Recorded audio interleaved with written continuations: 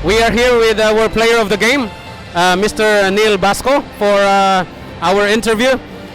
Coming into the game, you know that ang kalaban nyo is Ramato.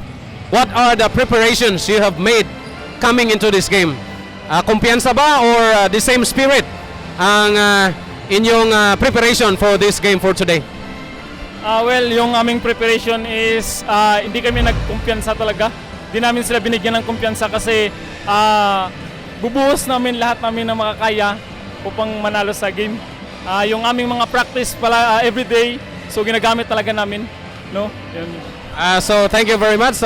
Once again, ladies and gentlemen, that's our player of the game, Mr. Neil Basco. Congratulations and thank you.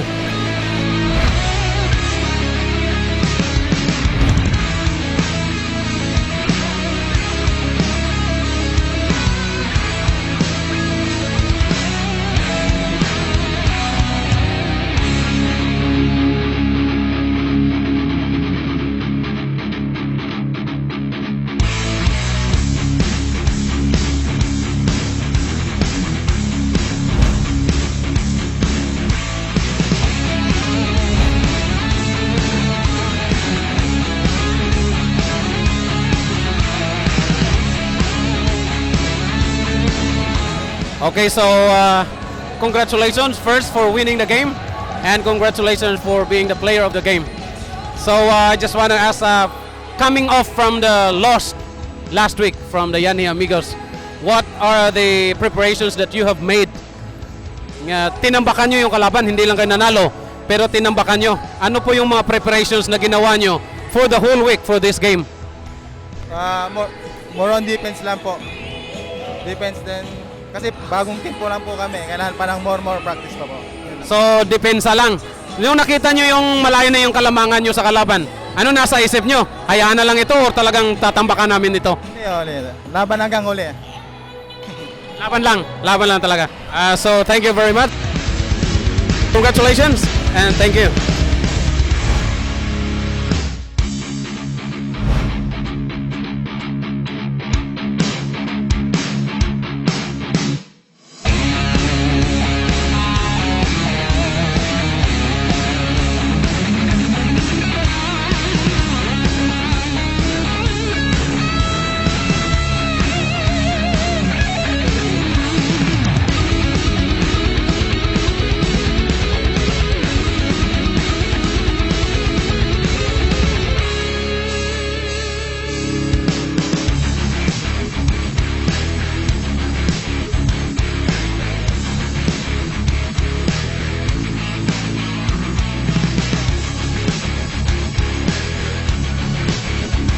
Once again, we are here now with our player of the game, Mr. Aying. Congratulations. Thank you.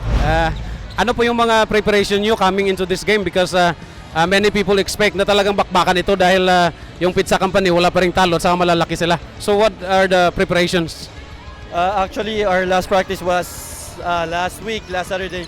And going to prior this game, we played Saturday Boys. So yung practice namin is for the whole league na talaga eh. So yung preparation namin for pizza is yung toughness nila talaga sa ilalim. So especially Leo Dahilo kasi siya talaga yung sa parang core talaga nila. So yun lang. And we're ready for physical game. So ayun lang. No, mental toughness na rin talaga.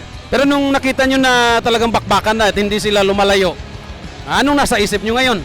At nung nag-time out kayo, anong iniisip nyo na talagang matibay din to? Anong ginawa nyong adjustment na para kayo, hindi mawala yung focus nyo? Talagang kulang namin for this game is yung defense talaga eh. Sobrang tamad talaga bumaba ng depensa. So kaya yun, nag-adjust talaga kami ng depensa. Tinanggal na namin yung press namin kasi ang hirap bumaba kasi mabilis din sila, magaling din ang passing. So ayun, we stick to zone defense.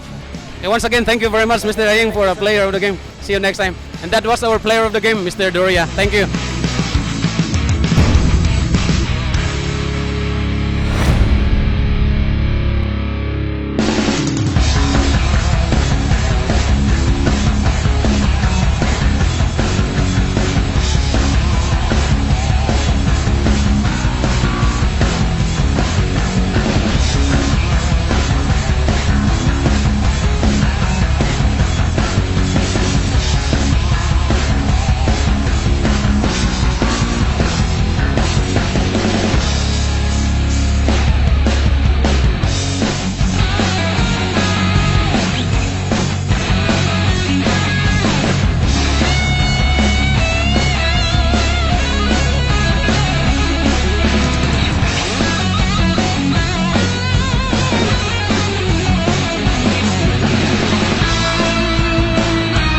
once again, we are here with the player of the game, Mr. King, jersey number 12.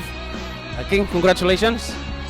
And what is your preparation? Are you really prepared or just came to play? We were prepared for defense and offense. Teamwork, that's it. So talagang pinaghandaan nyo yung Saturday Boys. Ay yung nalaman nyo na nakita nyo na parang humahabol sila. Anong ginawa nyong adjustment? Yun lang, pinasok namin malalaki. Tsaka kahit sinong team, hindi namin inaano, basta dapat i-respect lahat ng team para kahit mahina malakas, lalaroan namin parehas lang. So talagang bigay lahat, ano? Hindi. Once again, congratulations for winning the game. That's our player of the game, Mr. King. Thank you very much.